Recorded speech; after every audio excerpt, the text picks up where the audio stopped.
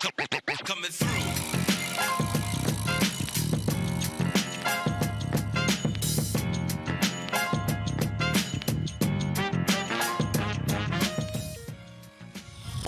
Sweet, sour. Sweet, sour. I'm kind of nervous because my next guest is words cannot say how amazing he is with the world of pickleball, but I'm nervous, so I got to do my phonetic exercises with my lips. Sweet, sour. All right, we're good. His name is Mr. Seymour Rifkind. He is the president and founder of the IPTPA, which is the International Teaching Professional. Oh, I screwed it up, man. I told you to make me nervous, Seymour. I tell you, man.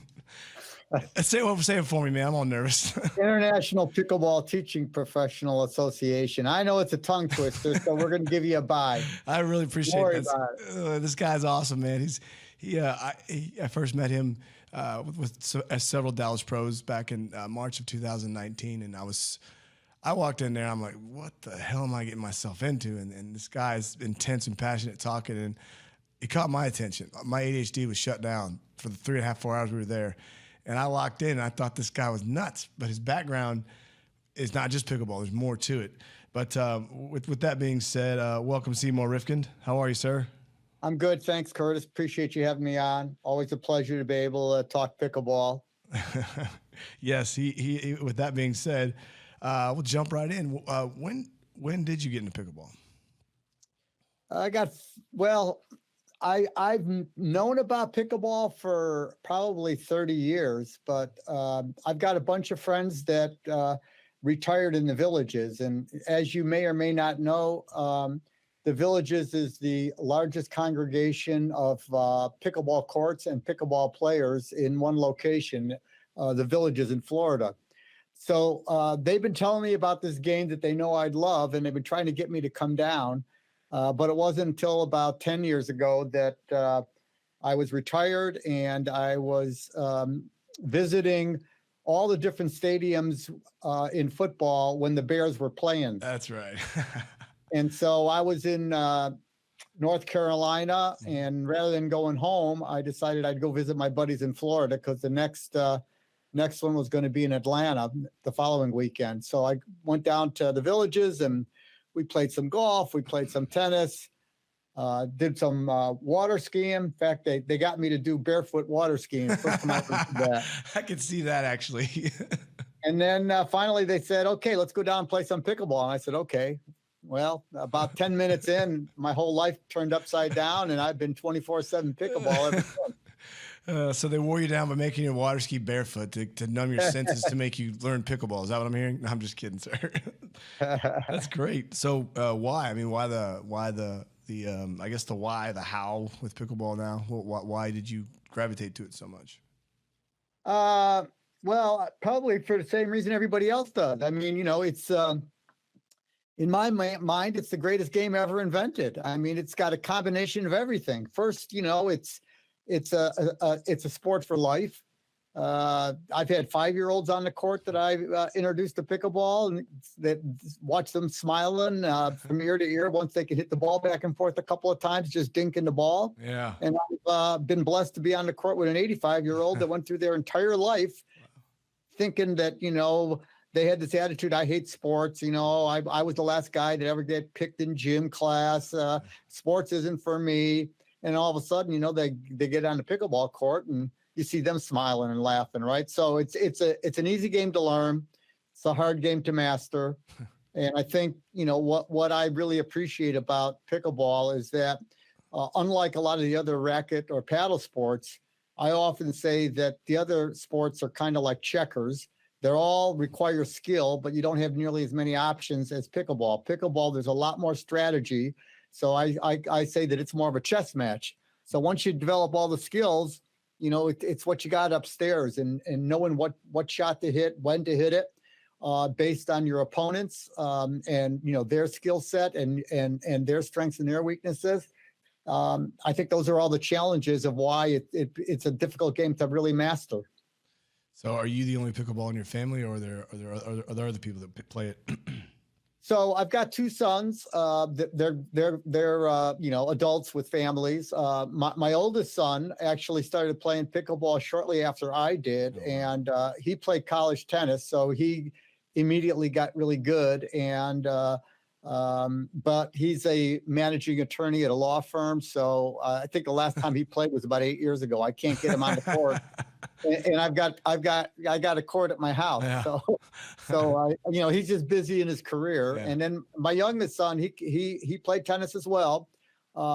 He's played a little pickleball, but he's kind of in the same boat. They're at that age where they're building careers, and he plays a little tennis once in a while and some golf, but I can't seem to get him on the pickleball court. They're probably sick and tired of every time they see Dad's only talking about pickleball.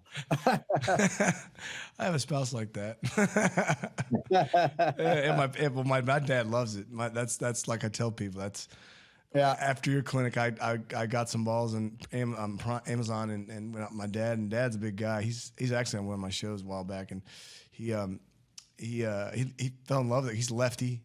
And he's 78 when he played. Unfortunately, fell. He's a big man, but there was grass right there. But he liked it, and that's really about it. And my in-laws are the ones that got me actually one of my first pickleball jobs. Isn't that wild? Because they lived in the Del Webb communities around here, and I got to contract with them for a while. But going back to playing, so is there like any type of brand you enjoy, or are you like endorse, or are you pretty much happy with whatever gets in your hand? When you say brand that I endorse, what do you mean by that? You mean equipment or your equipment? Or what? What's your favorite kind of paddle to use? Oh, geez. Depending on the I'll day. tell you what, there's so many different manufacturers today. When I first started playing pickleball, there were 8 manufacturers. Wow. Today, there's over 300. Wow. So people send me, paddles all the time, and I do enjoy going out and playing with them. I haven't played really any tournaments in the last 3 or 4 years, so I really haven't zeroed into just one. There you go. But I do like a lot of the some of the newer models that I played with. So I don't really have a favorite right now. Okay. But I've played with the Carbon. I've played with I played with Engage for a long time. I played with the name is just because I don't play that often. Yeah. I'm forgetting the names of them. Do you like a thinner paddle, or I like the thinner paddles that are like I have the Diadem, and I've got a Vulcan. Oh, the Diadem. That's what I was thinking of. That's what I've been hitting with just recently. But I'm actually the opposite. I play with the thickest one they got, the 19 millimeter Diadem, the Warrior. Yes, sir. That's what Ren uses, right, Ren? He's not gonna say anything. Ren uses the Warrior as well. Yeah. Well, that's not a bad little thing. You're right. We started carrying Vulcan at T-Bar, where I'm the director right here in Dallas, and they've got decent paddles. But with my background in tennis, and I was a racket tech for USRSA for a long time, and I'd customized rackets at Brookhaven for decades. I was a head stringer there, and I didn't think that there'd be any type of similarities to how it works. But it really is similar with regards to the shape of your swing. And the paddles, and I like how they have the course, the grid on them. I think that's so cool. I never would have thought that stuff like that could make such an impact. And the weighting's cool too, right? Because there's no weight limit on the paddles, are there right now? No, there isn't. Just the overall length of it there is, but the weight could be as heavy as you want. And I know out in the Pacific Northwest, for some reason they're the ones that started, I think, the whole lead tape thing. I know guys that have paddles that weigh 14 ounces. I mean, it's just like a hammer, man. It's really heavy. That's wild. Well, I wonder if that'll probably change one day with everything's growing so fast. So I did see something with regards to some work in Europe with pickleball, which I thought was really unique. Could you tell us a little bit about that? I believe it was where'd you go? Was it Jerusalem or somewhere? You went and did a bunch of work over there with regards to pickleball a few months back.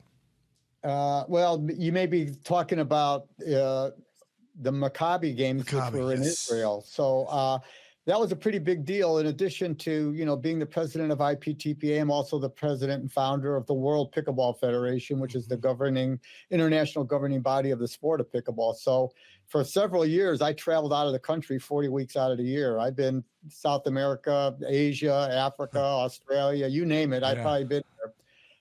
But in Israel, it was a pretty major step for pickleball because I introduced pickleball in Israel in 2017. I introduced it at about 4 or 5 tennis clubs. And then over the years, I kept in touch with them and went back about a year ago, got it into 8 more tennis clubs. And I've been in touch with the management team for the Maccabi Games. And for those that don't know, the Maccabi Games is the 3rd largest international sporting event in the world, and it's a IOC sanctioned event. It's been my dream ever since I got involved in pickleball to try to see pickleball get into the Olympics. And in January of this year, I got a letter from the Maccabi management group that pickleball had been accepted as a that's great. Yeah, pickleball had been accepted as an exhibition sport. So I brought 6 pros, open pros and senior pros to Israel, and we did half a dozen exhibitions in conjunction with the tennis tournament.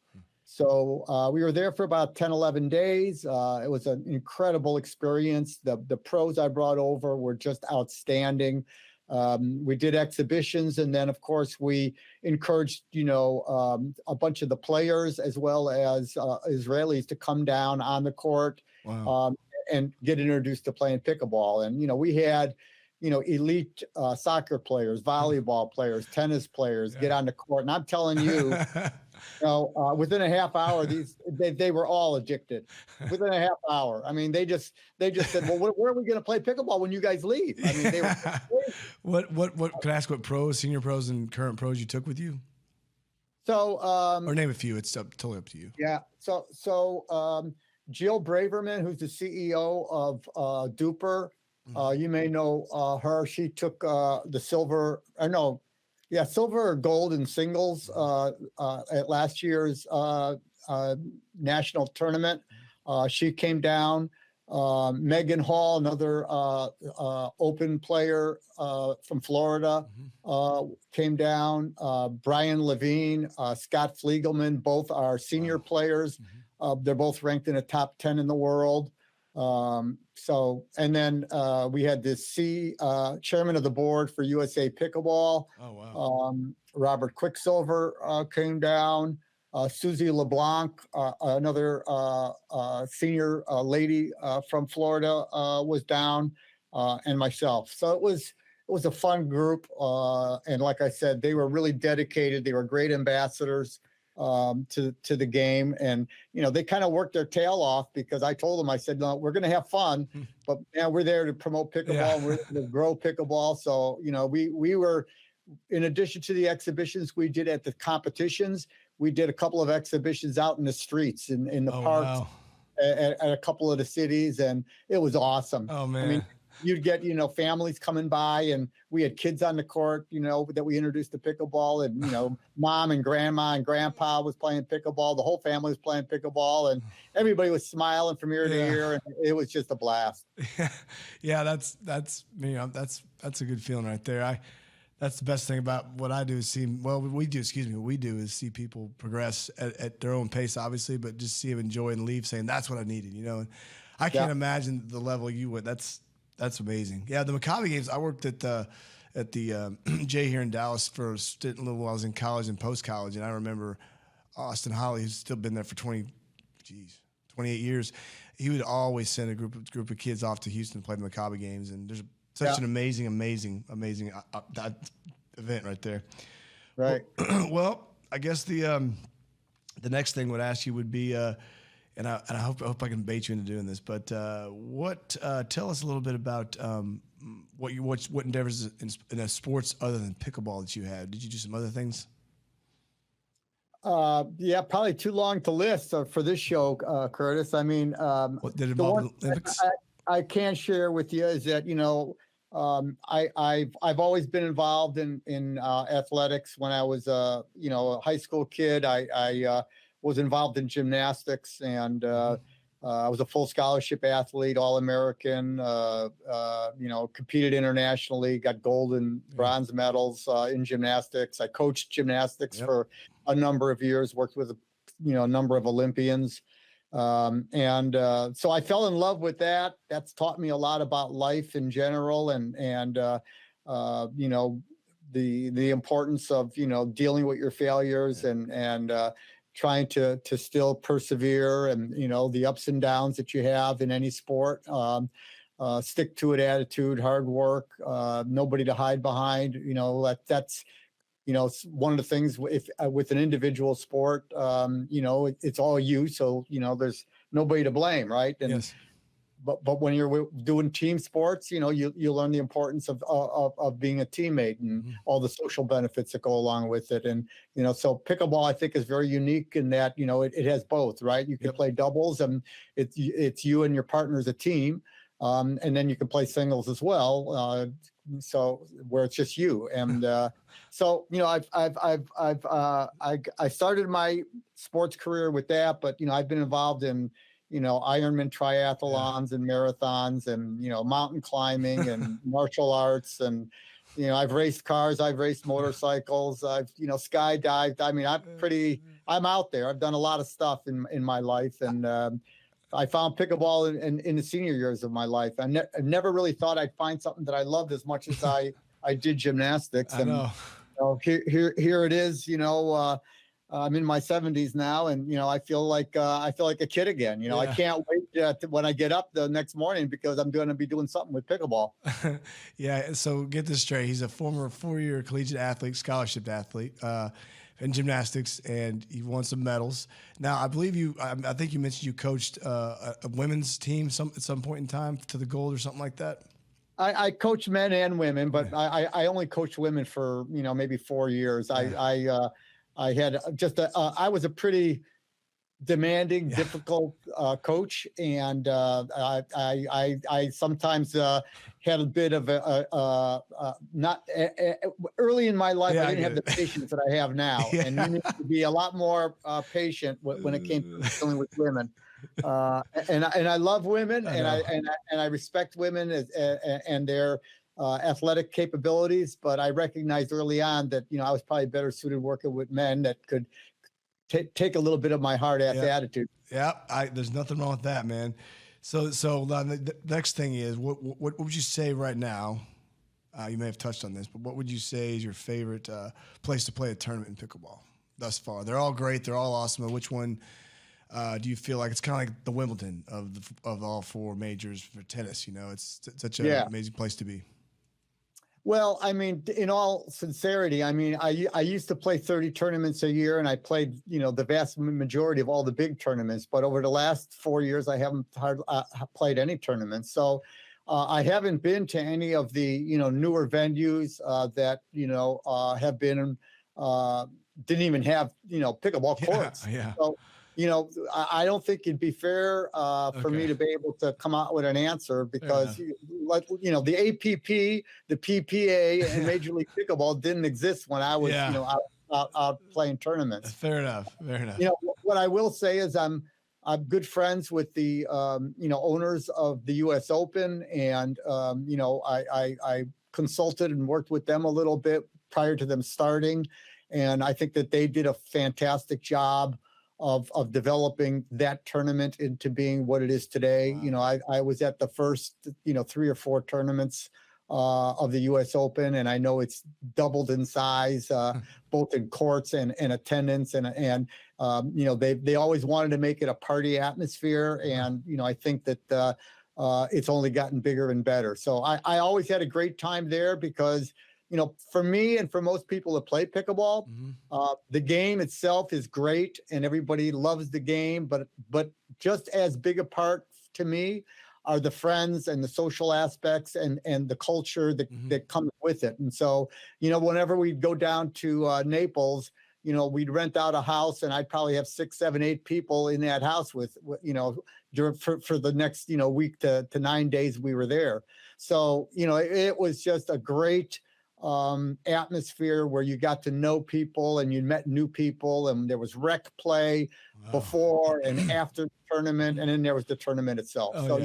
You put it all together, and again, going back, 4 years ago, that was probably my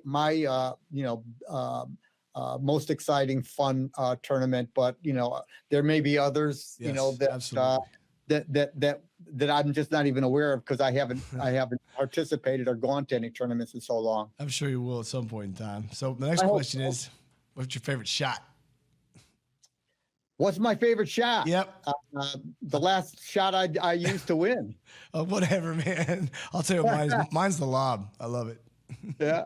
I mean, you know what? I love everything about pickleball. I know so that. every shot is a great shot. What I think is the coolest part about pickleball is that you can have winning shots just by dinking. Yeah. You dink and you get somebody out of position, and then all of a sudden, they moved the wrong way. You got them wrong footed. Their weight's going the other way, and you just, put the ball the other way, and they go, oh, shit. And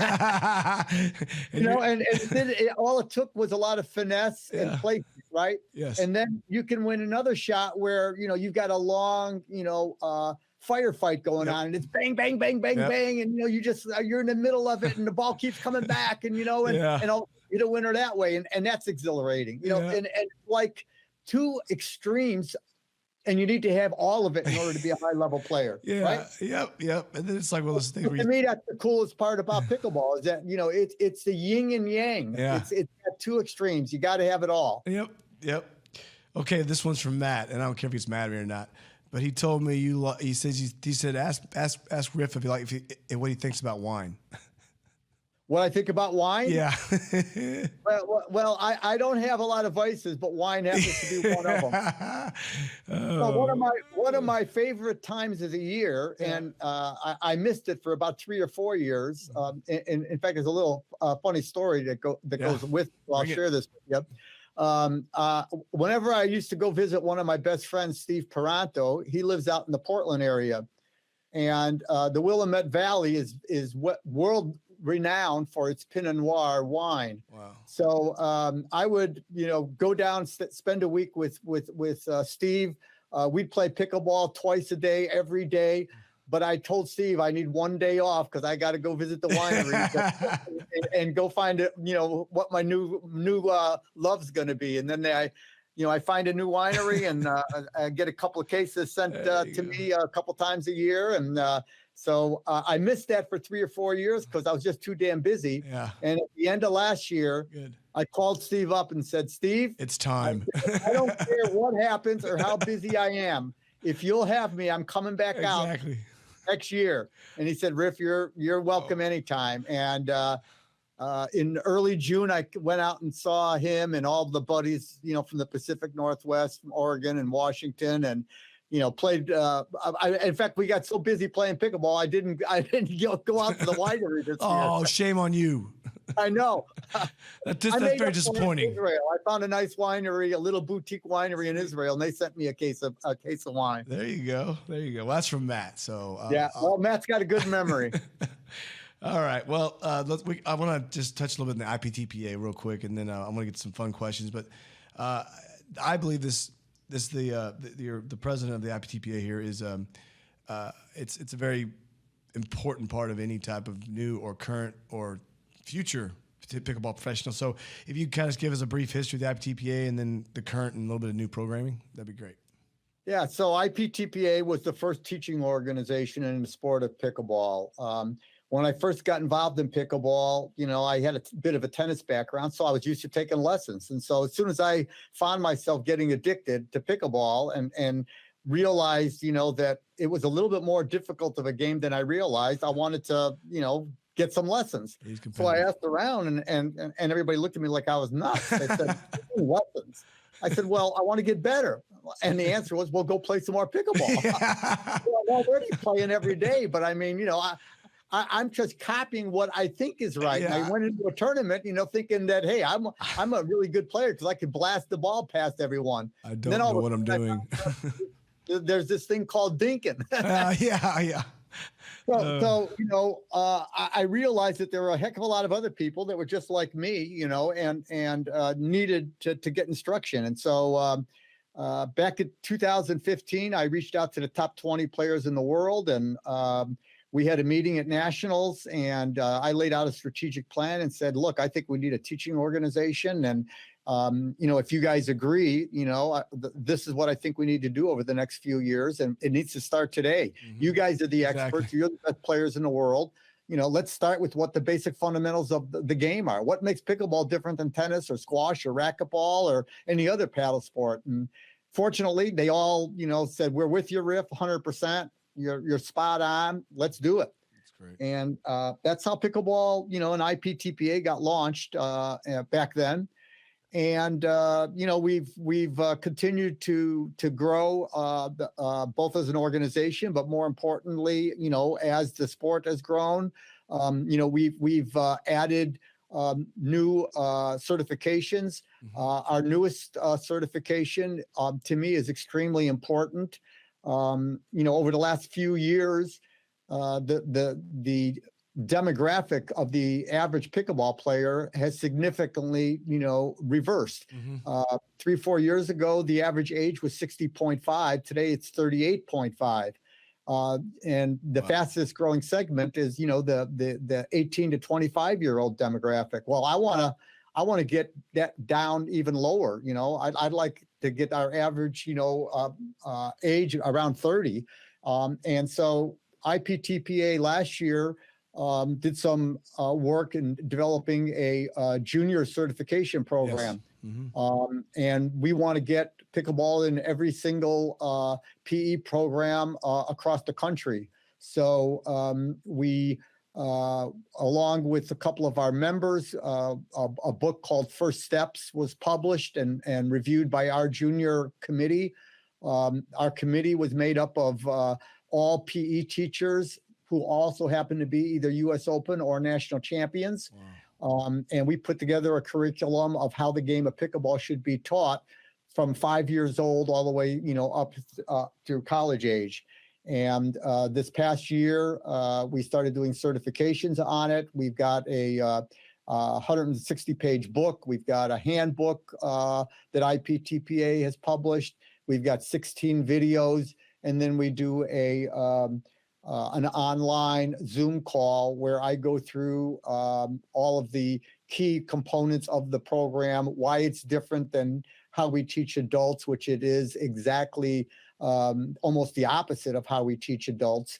And we lay out, to all of our members that are interested in working with kids, what they need to do. And then if they're interested, they've got to go through this program, then they got to take a written exam. And, we provide, the tools for them to be successful at their craft. So I'm excited about that. That's kind of the newest thing that we're doing. But we've been working also on level 3, which is meant to be the highest level of certification at IPTPA for those that want to work with 5.0 and pro players. Mm-hmm. And that's going to be a year-long program to get fully certified. There's going to be, a half a dozen different modules on all the most important parts of coaching the elite athlete, things like nutrition and fitness on and off the court, strength training, flexibility to prevent injuries, nutrition, mental training, obviously high level strategy in pickleball, understanding the changes that our game is going through because of, high level athletes that are coming from other sports, and, what works in pickleball, what we could use to present to other players, and what, may only work with 1 or 2 people that, are simply the outliers. I think, one of the things that we have to be careful about as a sport, and this is something that we've done with our junior program, is that At IPTPA, we value ourselves because we're a non-for-profit organization and funds get put back into the sport of pickleball. Our most important quality is providing the highest level of education and providing the right tools for our members. It's not money driven, it's quality driven. Mm-hmm. And as a result of that, everything that we do, we use science, research. We reach out to professors in anatomy, physiology, and kinesiology to make certain that anything that we introduce is going to be safe, sound, and in particular with young people, because as we all know, it's very easy to get addicted to pickleball, which means that you're out on the court sometimes for every day for 3 or 4 hours. Mm-hmm. And you have to be careful about overuse injuries, especially with young children. You have to be concerned about the weight of the paddle. Is it proportional for a child?